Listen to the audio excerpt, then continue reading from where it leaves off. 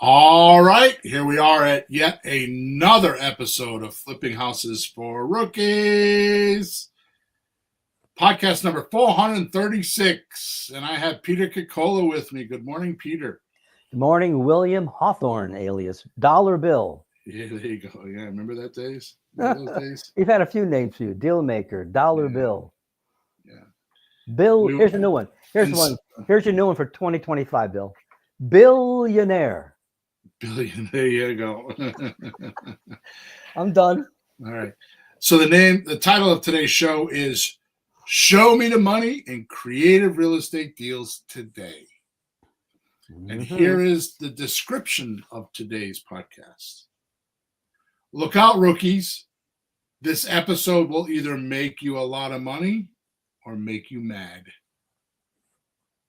If you've ever stayed awake at night grinding your teeth because another no money down guru just tried to sell you a $2,000 course while you were struggling to do your first deal, then this might be the most important podcast episode you'll ever listen to.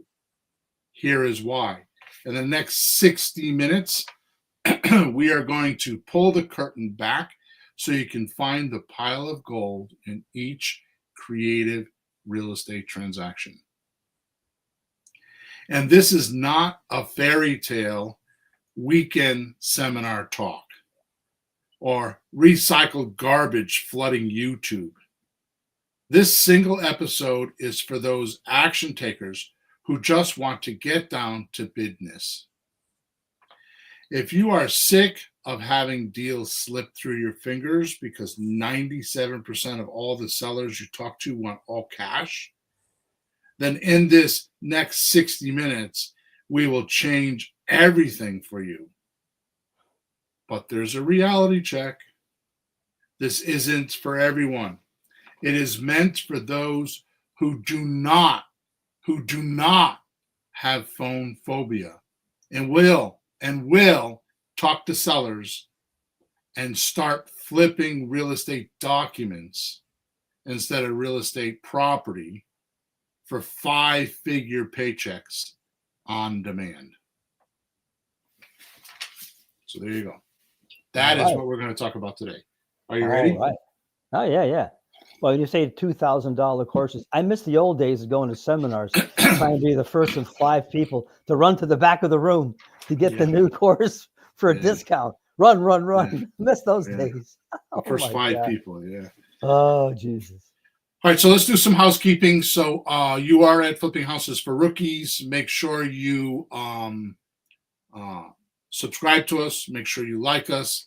And here is a new thing I've been doing. In fact, I put up all new pages, and it's pretty incredible because I've had good response from it.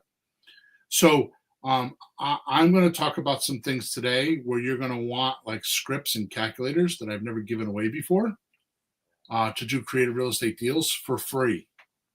Well, it's not really for free. You're going to have some. It's what we used to call it in the when we're buying houses, equity deposits, equity down payment, right?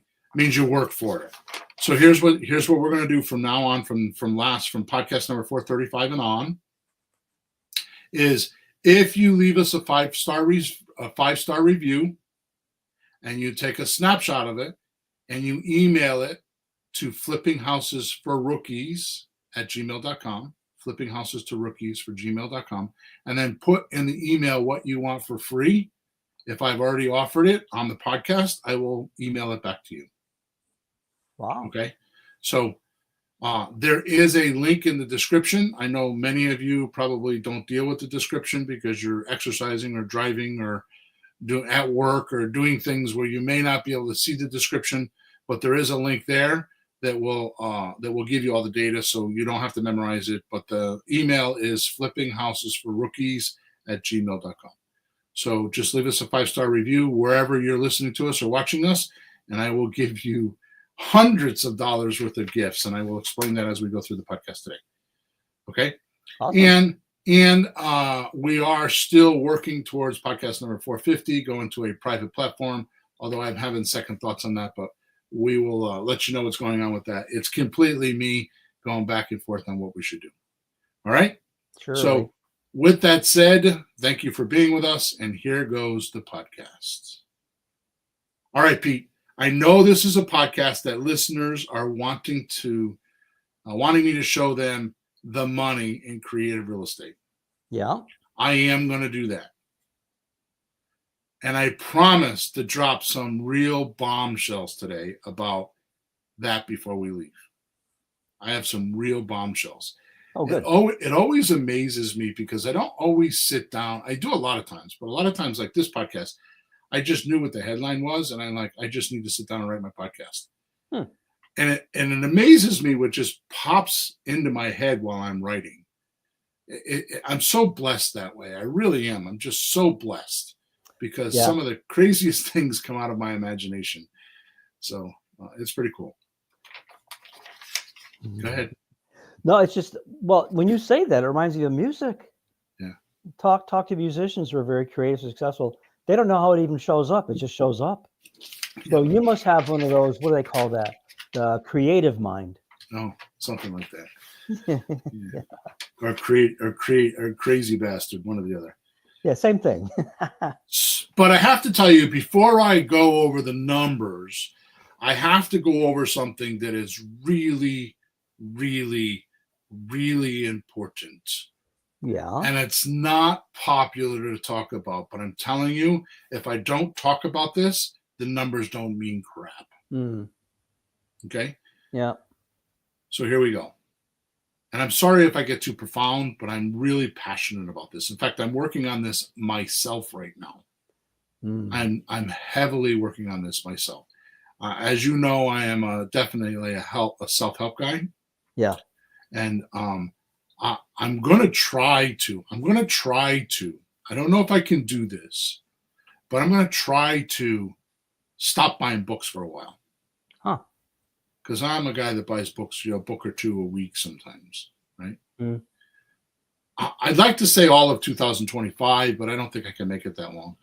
It's an addiction for me. The reason why is because I've realized I got a lot of books that I want to reread. Stuff I read, and as you learn and you go to different levels of education, like if you read a book in, we'll say, middle school, 7th grade, right? And then you go back and read it in your senior year of high school, you have new data and you're in a new place in life, and it's a different book. Sure. Right? You absorb it differently, right? Well, your attention would be on different things.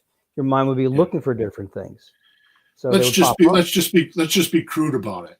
Seventh grade, you read a romance novel, and it's like, because your teacher makes you read it. You're like, it was okay. But now in 12th grade, you got a hot chick girlfriend, and now you want to read the romance part of them because she wants romance. So, yeah, you're looking for an instruction manual. Unfortunately, it's not there. Trust me. just to be crude. All right, so here we go. What I have found, including myself, I'm talking about me, and then I'm talking about you, Peter, and then I'm talking about other people, which I will not name because they're not here, and I can't talk to them face to face. But they're close people to me. Yep. Okay. Yep. I would like to preface this with I have 3 problems in my life right now that I can't seem to resolve. And I'm not going to tell you what all of them are, but one of them is I bought Dan Kennedy's course for a couple $1,000 called How to Make $1 Million a Year. And I cannot find that son of a bitch anywhere. I don't know what the hell I did with it. Oh man! And I've been, every so often I'll spend 20 minutes digging through stuff. I'll find it. It's here somewhere.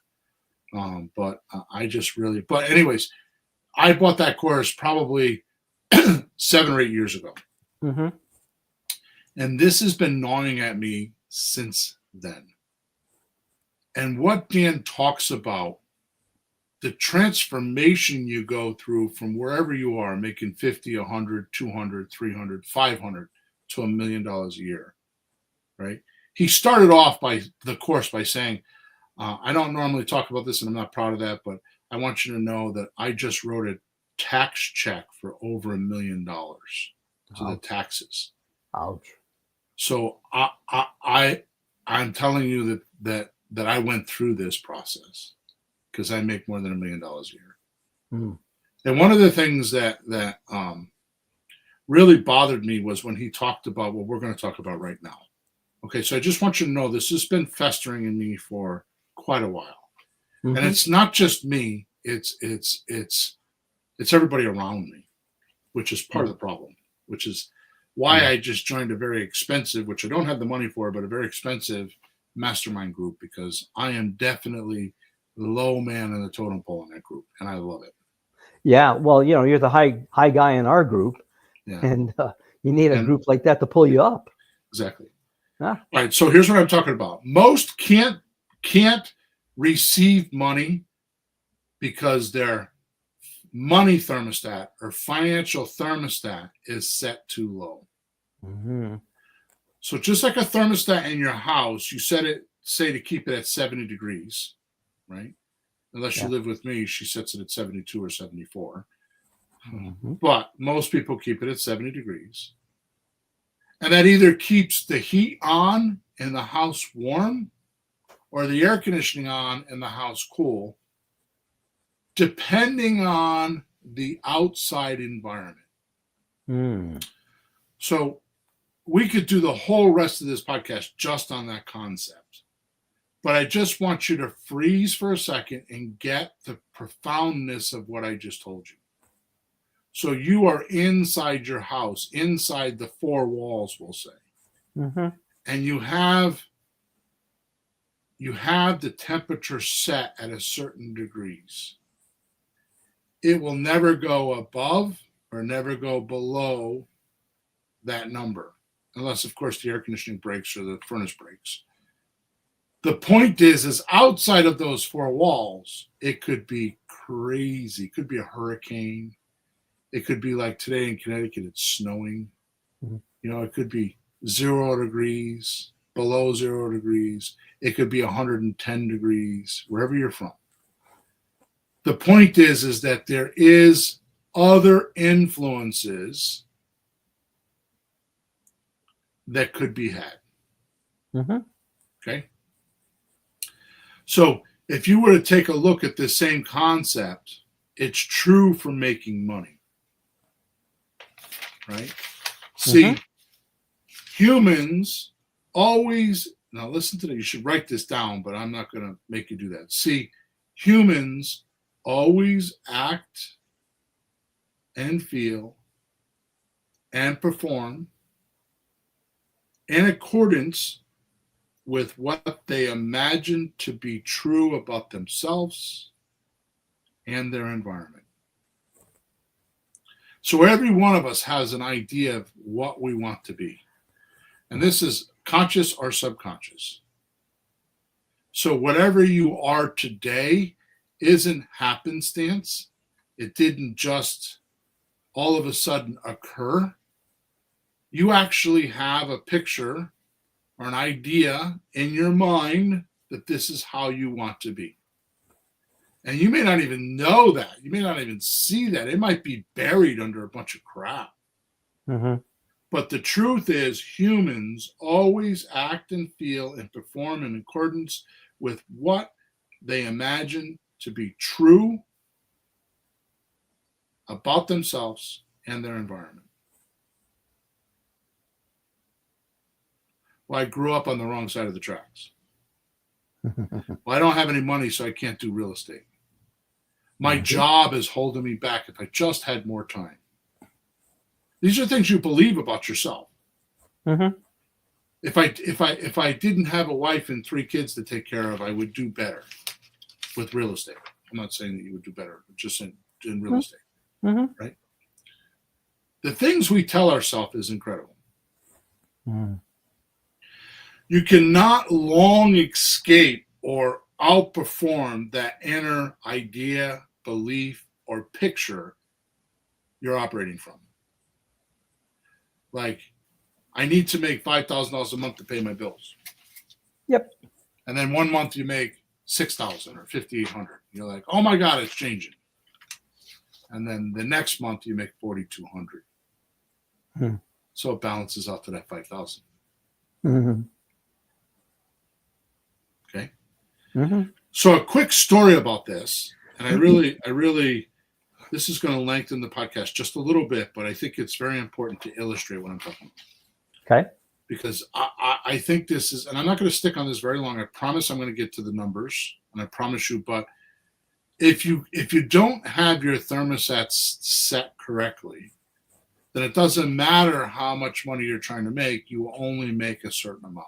You only do a certain amount of deals. You only run into a certain amount of motivated sellers.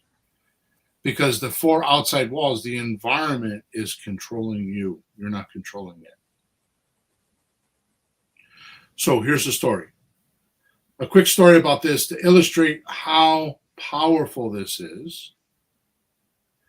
The mind is engineered to react automatically and appropriately to the problems and challenges in the environment. Now, the environment is inside and outside of you. Mm-hmm.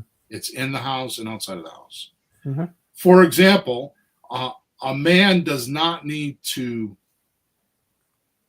stop and think that self-survival requires that he run if he meets a grizzly bear on a trail. He does not need to decide to become afraid. Mm-hmm. His fear first makes him want to flee with his body all souped up with adrenaline and stimulants to assist his exit. Right? So we've heard of the mother that lifted a car to get her baby safe because the car fell on the baby. Right. In a car accident, right? This is what I'm talking about, right? Mm-hmm. The reaction of this man meeting the bear is commonly thought of as due emotion rather than ideas or thought, beliefs, or imagination. So right away you think, well, his emotion was, well, of course he would be fear. I'd be afraid too if I met a grizzly bear on the trail. Mm-hmm. And you think it's emotion, which is the first mistake. Because was it really thought? Was it a belief or was it an imagination? He believed this bear was real, but what if it was an actor in a bear costume? Mm-hmm. If he knew this, his reaction would be different. Do you agree? Yeah. You're talking about the appearancy and the actuality. It appears to be a bear, but it actually isn't. Mm-hmm. Yeah. Yeah. Sure. Or suppose it was dusk and the bear was really a large, shaggy dog that fear riddled his imagination and mistook the dog as a bear. Sure. Okay? Mm-hmm. Which tells us if our ideas and mental images concerning ourselves are stored or unrealistic, then our reactions to our environment will likewise change. I'll read that again. Which tells us if our ideas and mental images concerning ourselves and distorted our, I'm going to say it again, which tells us if our ideas and mental images concerning ourselves are distorted or unrealistic, then our reactions to our environment will likewise change. Sure. Now, how often do we see somebody do something like, "What'd you do that for?" And you ask them, they go, "Well, blah blah." You go, "No, dude, that's not happening. That's not what's happening at all." But if you think it is, you think it's a reality, of course you're going to act. So you got to get the first part right somehow. So a quick little side note here. Yeah. Some of the best businesses that I know, and I won't name any of them, but some of the best businesses that I know are the best businesses because of one thing and only one thing. They have a quality control sector in the business. So before the product or the service is delivered to the customer, it is checked to make sure it was built correctly, doesn't have defects or flaws, or the communication in a service company was done correctly. So quality control, or however, whatever you want to call it, right, is in. On the other side of that, they are measured. Quality control is measured by the amount of reviews or success stories they get from customers using their product or service. Sure. So do you agree that that's correct? Absolutely. People very frequently go look at the reviews of a company to see how it is. So somebody better be watching at the company. Okay, good. So now let's completely flip that on its head and say, how come we don't do that as humans? How come before words come out of our mouth, we don't have a quality control? How come our thoughts, when we have thoughts and we actually try to manifest them into the physical universe, we don't have a quality control to make sure that it is correct, to make sure that ourselves are going to be happy with it. More importantly, in the environment that's going to deal with our actions or our ideas are going to be acceptable, or the results we want. Yeah. Right? Yeah. So why don't we do that? More importantly, when data is coming in, has it been quality controlled on the other end? Like the guru that's telling you to do blah, blah, blah, has he really done that? Or has he just read a book? Right? So data can be qualified, and this is what I'm talking about, right? Yeah, it would seem like it'd be, I mean, when you're doing something, it's hard to keep checking yourself necessarily. That's what wives are for, of course. But when data is coming in, hopefully we're trying to filter it. Is this accurate? Is this true? Is this working? That when it's coming in, at least when you're taking the time to look at it, not when you're in action trying to apply it and you're busy applying it and also trying to side check, are you doing it right? At least coming in, I'm hoping we're trying to validate if it's okay or not. Right. So we're off topic here a little bit, and I'm going to get back on because I promise you this is really important. We talked about it, I think 2 or 3 podcasts ago. I don't remember which podcast it was, but we talked about when you're talking to the seller, because I say all sellers are liars. Yeah. Right. And I don't mean that derogatorily. I just mean that they don't always know. They don't know how much they owe. They're guessing. So the only way that you can qualify data is with evidence or compliance. Yeah. Right. So that's a quick way to do it, is to query, well, if you said you bought a car, show me the car. Right? Yeah. All right. So let's go on to showing you the money. Oh, by the way, this is why Napoleon Hill, which, by the way, Russell Brunson, who is the owner of ClickFunnels, has a membership, I think, for $97 called, I forgot what it's called. Oh my God, I should have looked it up. I have it on my computer. It's Success something. And he has bought a whole bunch of like Napoleon Hill stuff, and he owns all these famous authors back in the time. So I tend to go on to my portal, and he has book clubs where they read books, and it's really good. It's all about success, right?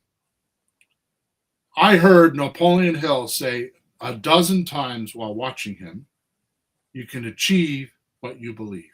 Right. Right.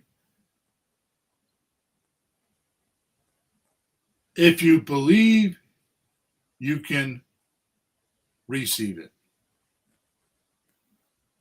Right. Yeah. So, by the way, before I get on to the money stuff, which I'm going to do now, right? The best thing to do, which I'm redoing, which is amazing because I don't know why I haven't done. It's been 10 years since I read the book, but I subscribe to Dan Kennedy's newsletter, and Dan Kennedy owned Maxwell malts, psycho-cybernetics, right? Which is where this stuff is coming from, some of it, right? Dan Kennedy owned it, and he recently sold it, right? But this book has been out since the 60s, has helped over 30 million people with self-improvement science that allows you to hit your full potential by turning up your money thermostat. So it's a trained habit to keep yourself locked down to only making 50 grand a year or 100 grand a year. It's not a inherent, I was born with it, right? And proof of that is to go look at your birth certificate and say, Bill Hawthorne, right? Yeah. Doesn't have the ability to make $1 million. Right? Yeah, it has a number. It has your income level. Not born to make $1 million, right? No, there's a number. It has your name, and it has next to it like 75,000. That's your money. Exactly. Yeah. Just check your birth certificate and you'll see it. I've heard it this way, and this might be real kind of straightforward, stupid, simple for people to think about. I've heard the people make what they have to make. How much is the rent? How much is it? We have to make that much. Nah, it's not going to work out too good. What about the things that creep up on you? What about extra things? But I've heard people do that. We need to make so much, or we have this much, so we'll spend this much. That doesn't work out either. But it's kind of planned like that's what I need. Why live with what you need? How about what you want? And I can tell you people who do that. Well, I have an analogy which we've talked about here. So take a garden hose. Say it's 6 feet long, right? Which is stupid for a garden hose, but take a garden hose that's 6 feet long and stretch it out. You'll see it's a straight line. And on the left side of the garden hose, the water comes in, right? On the right side of the garden hose, the water comes out. If you block the right side of the garden hose, what happens? Nothing comes out the other side. So the same amount of water stays in the garden hose because the pressure of the water isn't enough to like blow the hose up and get the water moving because it's designed that way. So you're reusing or rehashing the same amount of water in that hose because you haven't let it flow. Where if you take the blockage off on the right side and let the water flow through the hose, that's all new water. So people think, oh, I'm broke. I shouldn't spend any money. No, what you should say is I'm broke.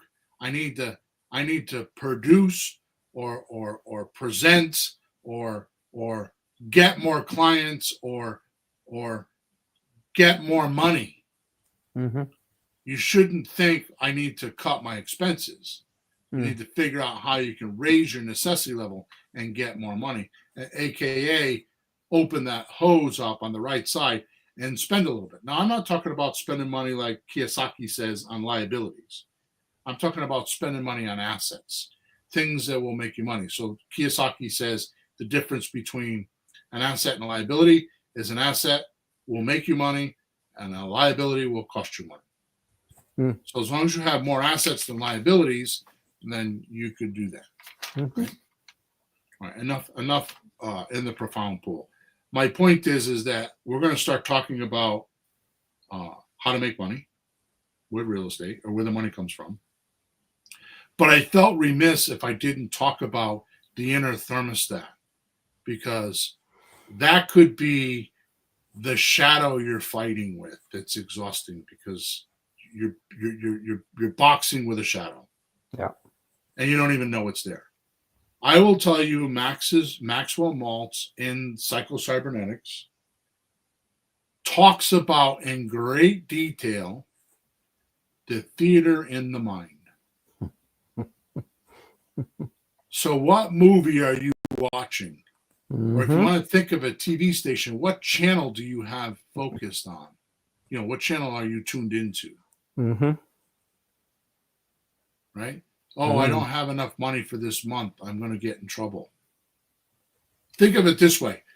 1940s, or actually 1950s, after World War II, the guy's name was, oh my God, I can't remember his name. Weiner, I think his name was. He invented a guided missile.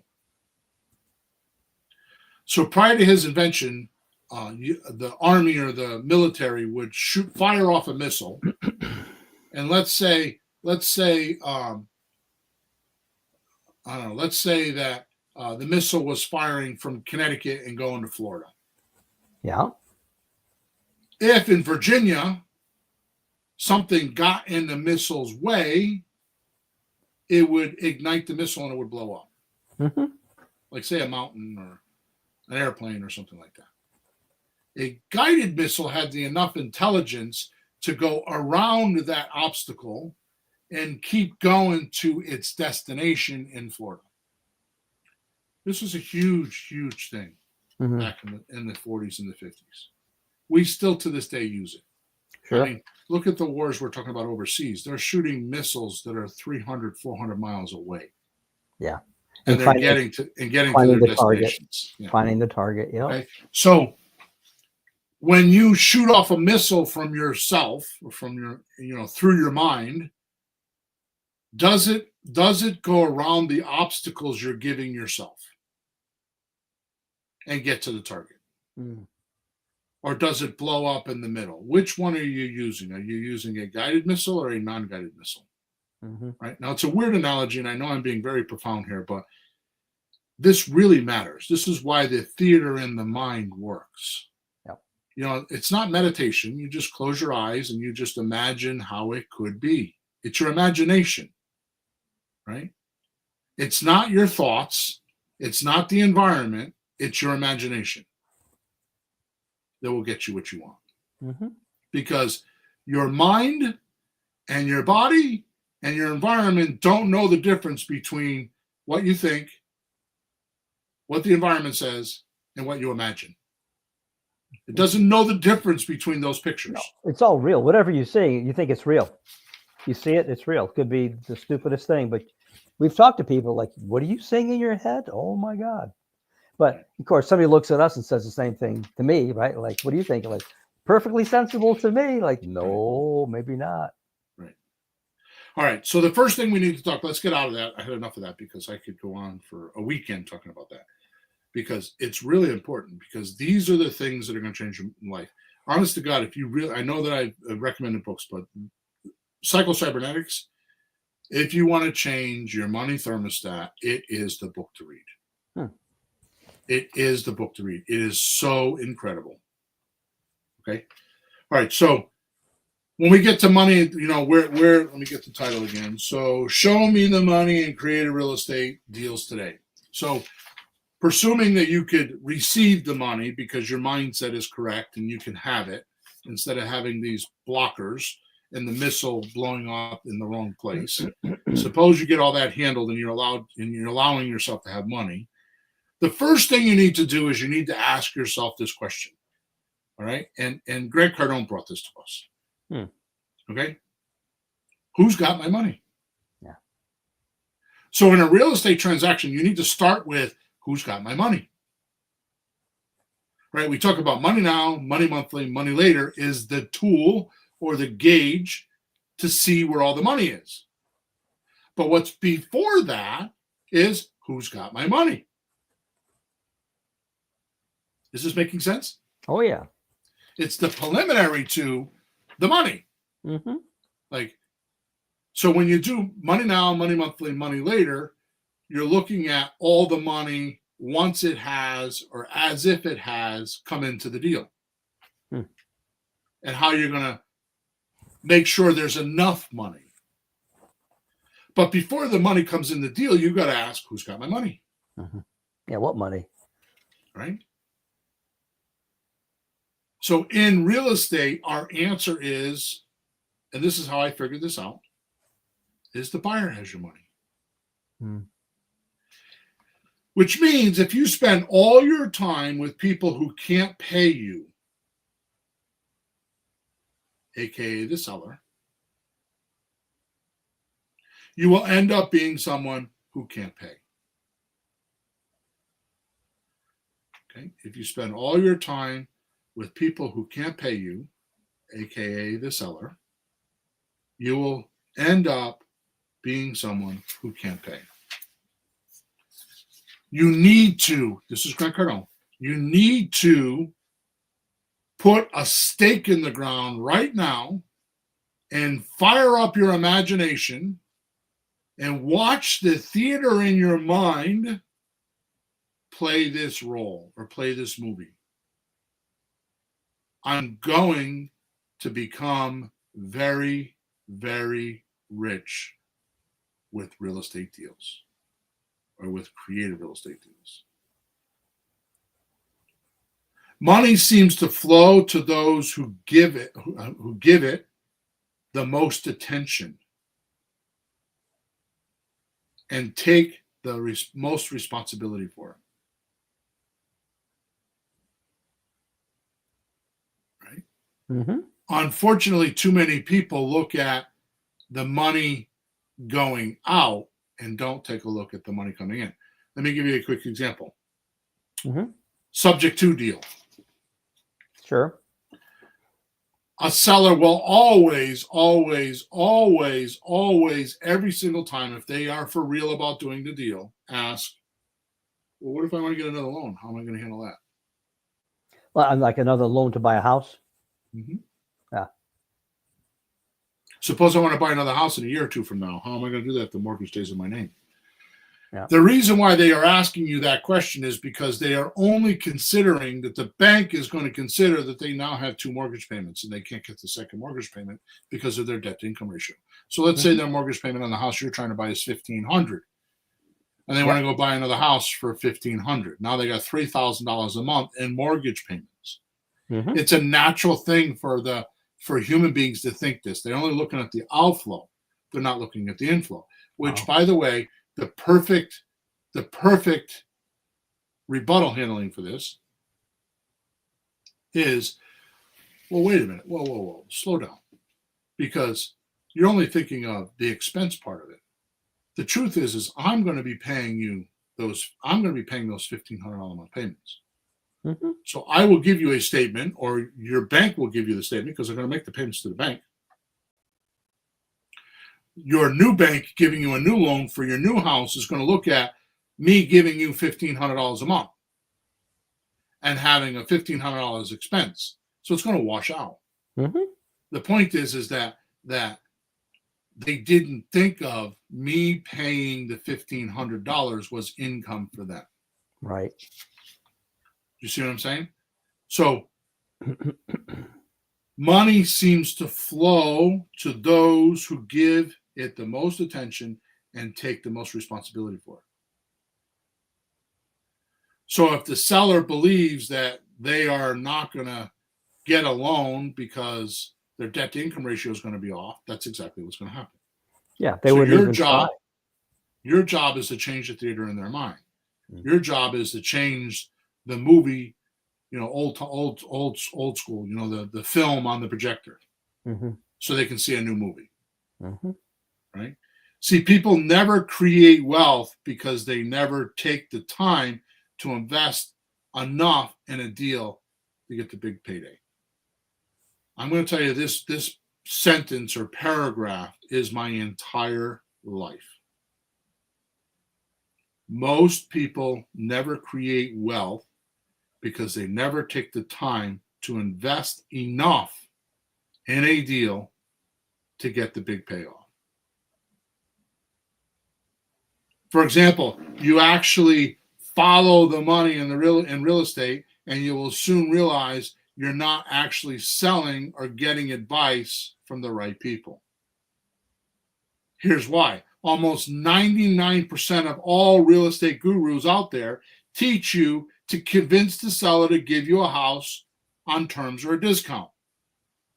Mm-hmm. That's wrong advice. The seller is not going to pay you. The buyer is. So you, meaning everybody listening to me right now, has all your attention on getting a house. Getting a house is not the valuable final product. Getting a house is not what's going to make you money. It's not. Mm-hmm. Right? See, the buyer is where your real estate profits come from. Right? So if you don't have a house to attract your buyer, how are you going to get your buyer's money? So when you ask, who's got my money? Well, the buyer has my money. Well, how am I going to get that money from my buyer? Well, I have to have a house. Mm-hmm. Right? So the lie is I have to own a house. Mm. Right? Instead of doing what Nelson Rockefeller said, the way to build and keep wealth is to own nothing and control everything. Mm-hmm. What we don't seem to remember is in real estate, we can control the house long enough to make money. We don't have to buy it or own it. Mm-hmm. You need to put yourself in the middle of the real estate success path. So success has no choice but to run into you before it can succeed. It can't go around you. So if you put yourself in the middle of the road of success and know that there's plenty of traffic, and it has to go through you before it could succeed, then you too will succeed. And you do this the same way a realtor does it. See, realtors use listing agreements to get inventory to attract the buyers. Sure. And get attention. In other words, if excuse me, I'm all wound up. In other words, if a buyer is curious about a house, they have to run into the realtor who has the listing agreement to see the house and to get answers and to do anything with the house. Mm-hmm. There's no way around it. Mm-hmm. Even if your buyer realtor agent is who you're dealing with, eventually that buyer realtor agent has to call the seller realtor agent and say, well, what's the key? What's the lockbox code to get inside? I want to show it to my clients. That's right. How much are they asking? Here's my offer. Get it approved by your seller. You see, they put themselves right in the highway, right in the middle road, as if it was a toll booth. Mm-hmm. And you have to pay to keep going. This is how you need to set yourself up. You are the toll booth. Are you with me? Oh, yeah. Yep. So when you do this, you ask yourself, who's got my money? And you can now answer the buyers. And they have to pay to get through my toll. Mm. All right.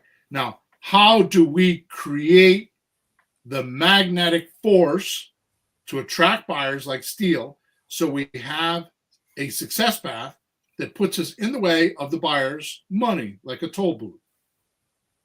And it has to flow through us, and we take our little piece and let the rest keep moving. How do we do that? Mm. Here's the most not hidden. This is not hidden. In plain sight, always. It's the secret that's in plain sight.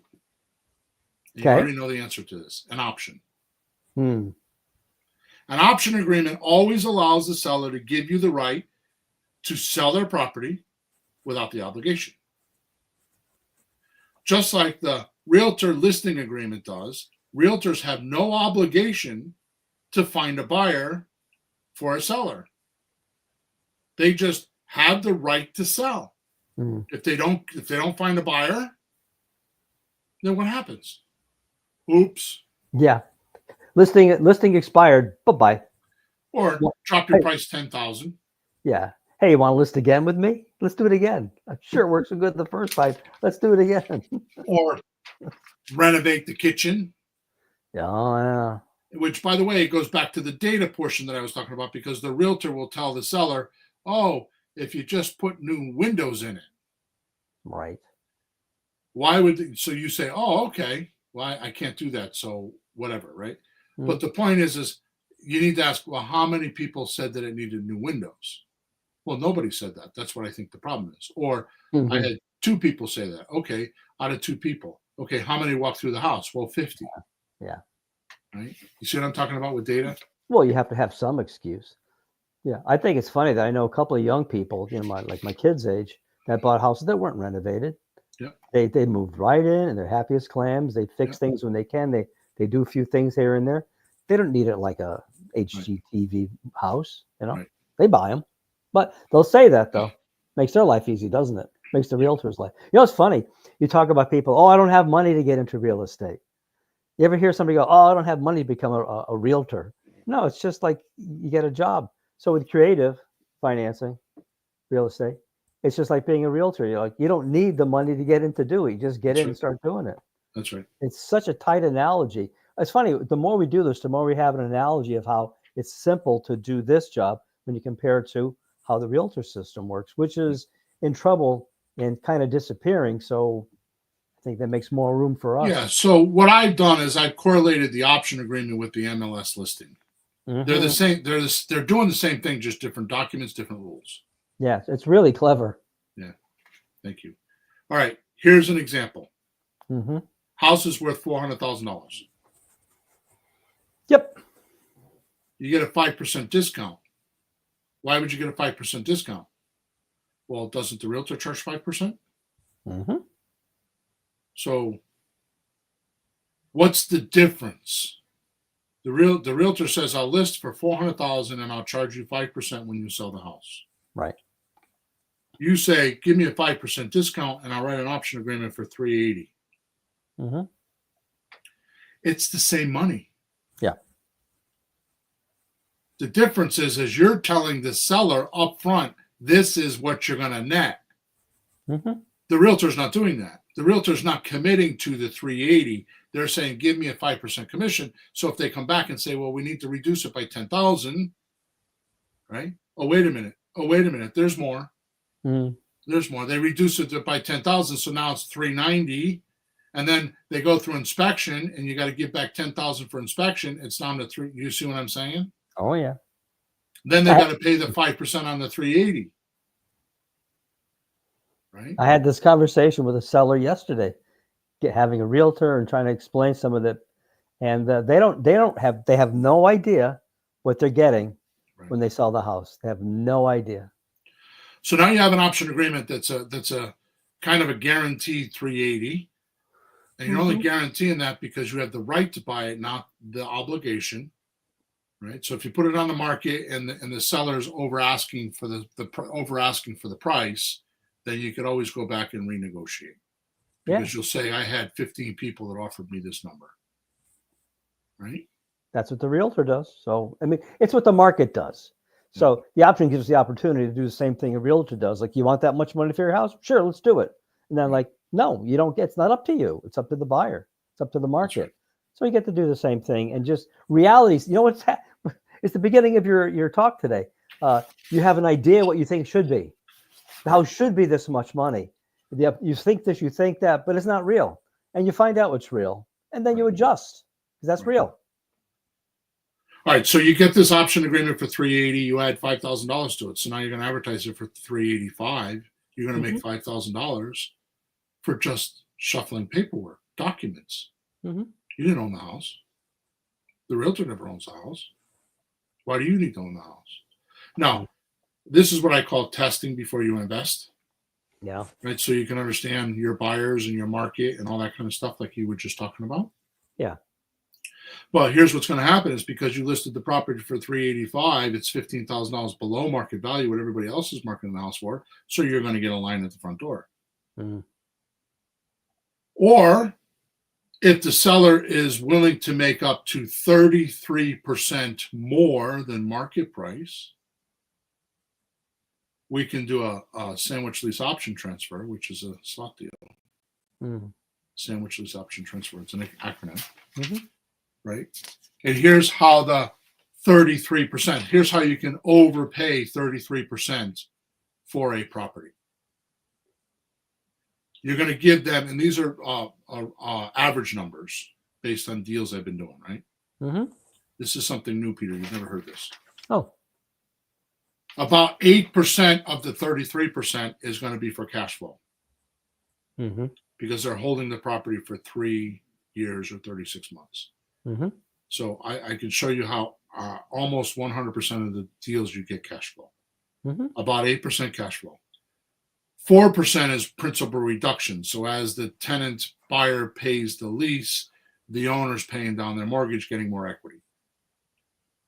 15% is closing costs that you're going to save them because they won't need to have 15% in closing costs. Yep. 3% is in depreciation because you're allowed to, now that you don't live in the property, you're allowed to write it off on your taxes for 27 and a half years. So 3% is depreciation, which you'll get back in your tax refunds. Mm-hmm. And 3% is appreciation that we put into the option agreement, which is 0.25% per month, which equals 3% a year. Yep. So that's how we offer 33% over market value. Right? So what we're doing is we're bribing the seller by saying, hey, if you want to wait 3 years, I can get you 33% more money. So let's do real numbers. Where's the money in the deal? Mm-hmm. So here's what we're doing. This is how we're bribing your seller to do a terms deal. So on a $200,000 house, the seller's going to make $66,000 or sell the house for $266,000 at the end of 3 years. Mm-hmm. On a $300,000 house, it's $99,000. 33% is $99,000, which is they're now selling the house for $399,000. Yep. On a $400,000 house, which is the average cost of a house in America right now, yep, they're making $132,000 by waiting 36 months. So now they're selling the house for $532,000. On a $500,000 house, the seller's making at 33%, $165,000. So a $500,000 house is getting sold for $665,000 at the end of 3 years. Mm-hmm. Right? A $600,000 house, they make $198,000. They sell the house for $798,000. A $700,000 house, they're making $231,000. The seller is making $231,000 by waiting 3 years to cash out. Are you getting what I'm telling you? Oh, hell yeah. People that own a $700,000 house tend to be a little bit more savvy with money. Their greed glands are going to swell so much, you're going to get blood all over you because they're going to pop. Mm-hmm. That means that the $700,000 house is now sold for $931,000. Right? An $800,000 house, they make $264,000. They're selling the house for $1,064,000. A $900,000 house, they make $297,000, which means they're selling the house for $1.197 million. Does this get the attention of your seller to want to do a terms deal? You do it every day. Does it? Bill, I did that yesterday. This is honest to God. I didn't know what Bill was talking about today. I had 3 appointments to call people. A couple of guys didn't answer the phone. The third one had a realtor. I shouldn't have called him. I said, screw it. I want to talk to somebody today. And I called the guy. I went kind of quick. I wasn't wasting my time. But it's a $500,000 house. And I showed him how I just pulled a number. I do 1.25. It's just, something in the ballpark, right? I said, well, you can make $673,000. He says, what? 637? No. 673. Like, I don't understand. And I explained it to him just briefly because I wasn't going to waste my time. And he says, okay, when my contract runs up, I'm calling you back. So I have him in my task. I'm swear to God, in my task for February to call the guy back. He says, I'll stay in touch. I'll send you some messages. He's going to Los Angeles. He's going to buy a condo. The house is free and clear, so maybe we'll do some other kind of a deal. But he's like, really? I can make that much? Like, why not? So, I mean, at least I had a conversation with the guy. It was like, hang up the phone on me. And it changes the conversation from all cash. Yeah, it's like you want all cash, because here's the thing. If a $200,000 house was all cash and say it costs 10%, which is a low number for closing costs, that means they're getting 180. Yep. You're offering them 266. Mm-hmm.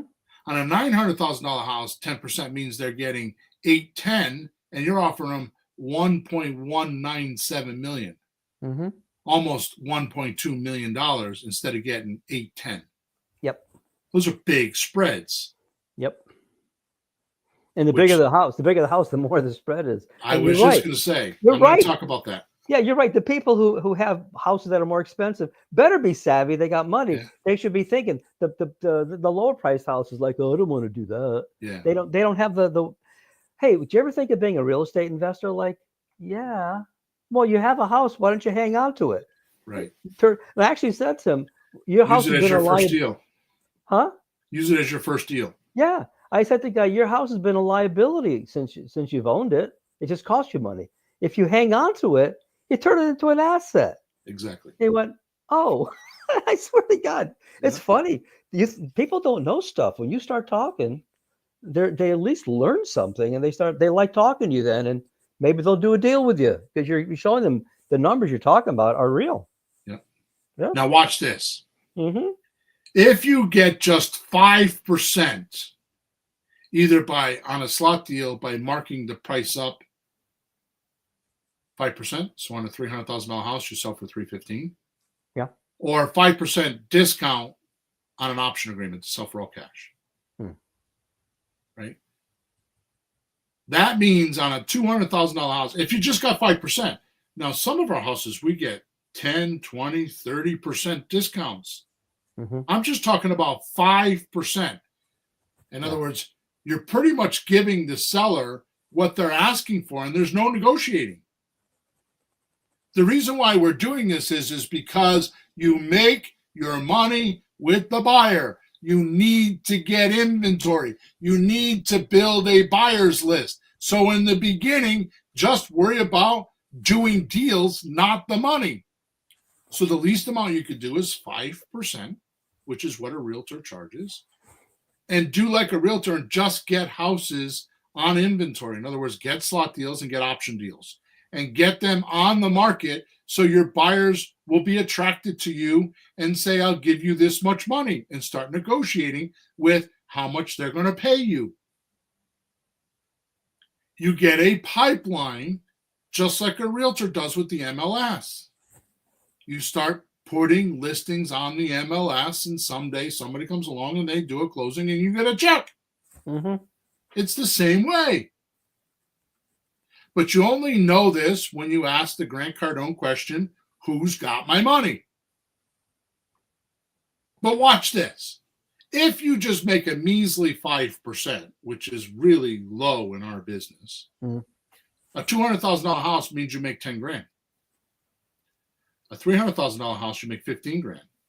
A $400,000 house, you make 20 grand. A $500,000 house, you make 25 grand. A $600,000 house, you make 30 grand. A $700,000 house, you make 35,000. An $800,000 house, you make 40 grand. A $900,000 house, you make $45,000.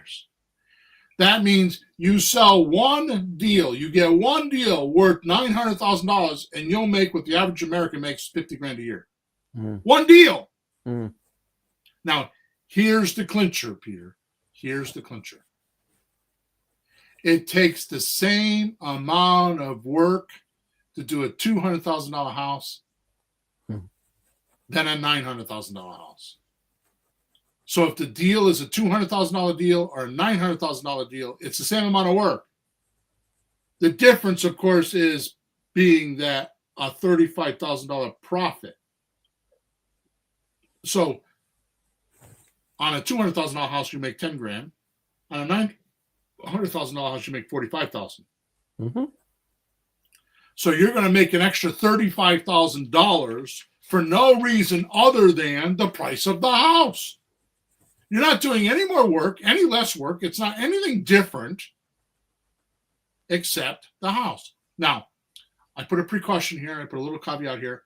You don't want to buy a $900,000 house that's in a neighborhood where there's $500,000 houses. So if there's other $900,000 houses in the neighborhood and they're buying and selling for $900,000, then go for it. I see. Right? Yeah. Well, you're not at risk, but you might be wasting some time. You're still not in trouble in any way. Right. Now, let's bring this to full circle, which brings me back to Mr. Maltz's concept of humans always act and feel and perform in accordance with what they imagine to be true about themselves and their environment. So, what is your financial thermostat set at? Mm. The ugly truth is, if you make 50 grand or 75 grand a year and your rent on an apartment is, say, $1,200 to $1,500 a month, or you own a $150,000 or $200,000 house with a mortgage payment between $1,400 and $1,800, how are you going to treat someone with a $900,000 house or more? You got somebody with $1 million house, how are you going to talk to them? Mm-hmm. Because that's an unfathomable amount of money to you. Oh. Right? Fake it till you make it. Mr. Malt says humans always act and feel and perform in accordance with what they imagine to be true Mm-hmm. about themselves and their environment. Imagine to be true. Imagine Exactly. to be true. Imagine to be true. So you have someone on the phone that has $1 million house or a $900,000 house, and you will put them on a pedestal and worship them. I've seen it. Thinking that they're better than you because you imagine or think or seem to see, like the bear on the trail, that the seller has more money than you. So they are better than you, or smarter than you, or luckier than you. Because the apparency is they have $1 million house and they have money. Mm-hmm. Which means this is my ending statement. Very few people even know how to get money. Even fewer people know how to keep it. And almost no one knows how to multiply it. Mm-hmm. Thank you, Mr. Cardone. Very few people know, very few people even know how to get money. Even fewer people know how to keep it. And almost no one knows how to multiply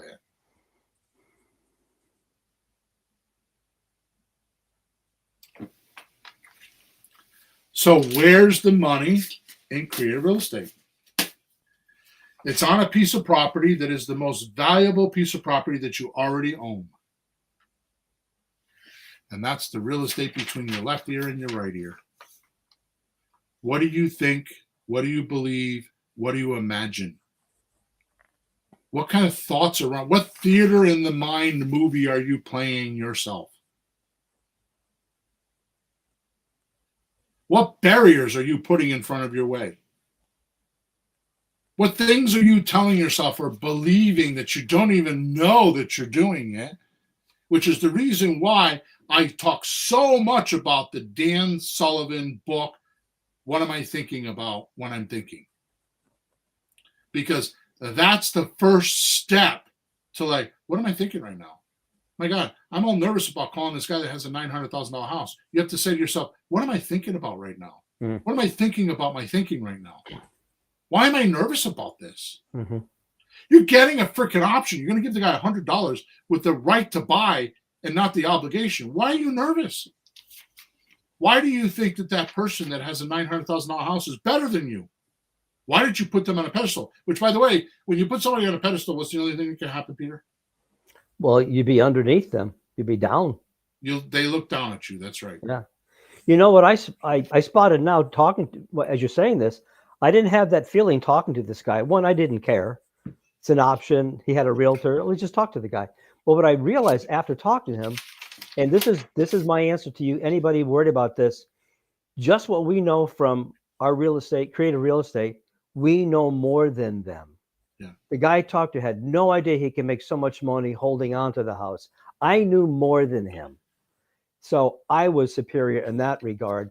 And we didn't act bad to each other. We acted very friendly, informative, and helpful. And I helped the guy because I knew something he didn't know. And you know something they don't know. So don't put them on the pedestal. Your knowledge is there. Reciprocity is an amazing tool. Mm-hmm. If you help them, they will help you. Yep. And maybe it's not with their house, but they might tell their daughter or their friend or their neighbor about you, and you got another deal. Yeah.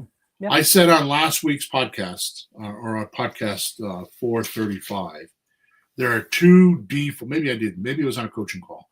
There are two defaults that you should always, always do, and almost nobody does it. It was on a coaching call. There's two things that you should always do when talking to a seller. Always, always, always. Unless you get on the phone and make a deal right away, you don't have to do this. Well, one of them you don't have to do. As soon as they go out, get off script, as soon as they knock you off script, or as soon as you feel like you don't know what you're doing, or you feel like you're sinking in the deep end, you just need to say, okay, Mr. Seller, what would I have to do to buy your house today? And let them make you the offer. You say, you know what? I'm going to go see how I can do that. I'll get back to you tomorrow. And then you get a coach or a mentor, you go watch a video, you go do whatever you got to do to try to figure that out. That's the best problem you could solve. How do you think I came up with all these ideas that I'm giving you? Yeah, you've been through it. The second thing you need to know is every single person you talk to, and I know you're not doing this, I know my VA's not doing this, and I need to fix that because it's not on the script, and you put it on the script, is you get done with somebody, good, bad, or indifferent, and you ask them, gee, Mr. Seller, is there anybody else that you know that's selling a house that I can help them? And get another lead. Yep. And we don't do enough of that. That's how you and I bought our first property together. That's right. We asked one guy, and we found the next house around the corner. And made what, saved 73,000 or something? How much we make? I think it was lower than that, but it was our first deal. It was plenty of money. For me, it was like, oh my God. It was 30, 35 or 40. I thought it was somewhere around 30. Yeah. It was a renovation. Yeah. It was right around the corner. He was a photographer on Stephen Colbert's show, lived in our area, drove to New York, and it was right around the corner. And in 5 minutes, we were at that house. 5 minutes. Yep. All right. So I suggest you do as you please. You don't have to take my suggestion. This is unsolicited advice. You grab Psycho-Cybernetics, just go on Amazon, and you can get a copy. I like the Dan Kennedy copy. There are originals. Like I have a leather-bound one that was originally written by Maxwell Maltz. I don't read that one. I read Dan Kennedy's, but I'll go back because Dan Kennedy changed it so it was in modern times. So his examples are like in the 2000s, right? Yeah. So, but I would go grab that, Psycho-Cybernetics, to change your inner image and belief of yourself so you can turn up your financial thermostat and start attracting money, right? Remember the law of attraction? Yeah. When it was flying around, it came from Psycho-Cybernetics. Oh. Then leave us a 5-star review for this episode. If you leave a 5-star review of wherever you're watching it or listening to it, take a snapshot of it on your computer or on your phone, and then email it to me at flippinghousesforrookies@gmail.com. So if you leave us a 5-star review wherever you're watching or listening to us, I will send you, if you email me, you have to put this in the email, I will send you our solopreneur script. I will send you our Grand Slam offer script, which shows how you can get 33% more value. And I will give you our calculator that does all those numbers for you for free. We sell those in Creative REI Reply, and the cheapest you can get in Creative REI Reply right now is $1,000. And it's $500 a month, $497 a month, I think we're up to. And we sign people up all the time. And those tools are only found in that system. And I'm telling you, if you leave us a 5-star review, take a snapshot of it and send me an email to flippinghousesforrookies@gmail.com. I will send you these 3 things. Or if you can't write down the email address or remember it, in the description of this podcast, I put a link there, and it's got a page. It's just a single page, and you could either upload your testimonial there, if you want to do a testimonial for the podcast, or it's got my email address on there, and it gives you instructions on what to do. Okay? So this is a chance for you to like get some cool. I have not given this away before. I've given away a PDF document in the past, but nothing like this. I'm going to give you some cool shit. Okay. So I think I've shown you where to get the money in creative real estate today in a deal, haven't I? You did, with some a lot of extra information appended. Now the question is, what will you do about it? What will you do about it? What theater in the mind are you playing right now? Raise the thermostat. This is a Grant Cardone, which, by the way, I got these out of Grant Cardone's Millionaire booklet. Mm-hmm. Just go online and you can get one. Millionaire booklet. I think they're free. Yeah, I got one. Short, So nice, sweet, right to the point. He says, realize this, he says, when you change, not if, when you change, you may become a threat to those who don't. In other words, when you change, you might become a threat to those who don't change. And one of the things I remember in Dan Kennedy's $1 Million a Year course is he was emphatic, like stern, on you will lose friends and you will make new friends. Because when you make $1 million a year, the people you're hanging around with now can't fathom that, and they will not believe you, and they will ridicule you, and they will knock you down every chance they get. Because what Grant Cardone is saying here is, when you change, you may become a threat to those who don't. Yeah. Mm-hmm. Okay, that's it. Make sure you leave us a 5-star review. Make sure you subscribe to us. Let's do that first. Make sure you subscribe to us wherever you're watching us or listening to us. Leave a 5-star review. Take a photo shot or a picture of it somehow, either on your phone or on your computer. Email it to flippinghousesforrookies@gmail.com, and I will send you the free gifts of the 2 scripts and the calculator so you can get going today. Thanks for listening. Thanks for your support. And we will shout at you on podcast number 437. Flourish and prosper. Over and out.